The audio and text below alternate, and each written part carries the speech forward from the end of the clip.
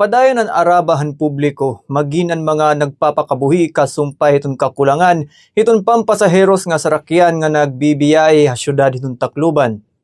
Sumula kan Leo Bahin, former city councilor ng Tacloban City, kadam-an man good nga araba hiton manarakay, ang punuan nga diri nagpapakalingkod nga mga commuters pakadto norte nga mga barangay. Samtang halain naman nga bahin, pagkakahibaruhan anay konsehal ada na sa 65 nga mga modern jeepney ang nakatalaan unta nga magbiyahe para San Jose.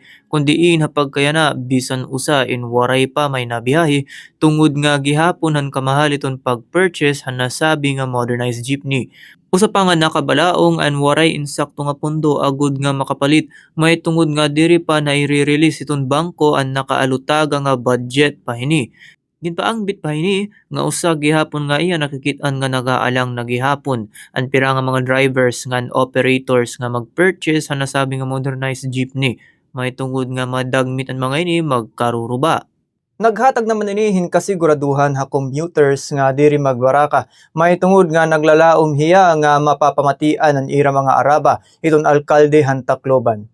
Nganti kang dili ha Bombo Radio Tacloban, inihi Bombo Renzo Lisiges, andi sa Bombo Radio Philippines, the #1 and most trusted source of news and information.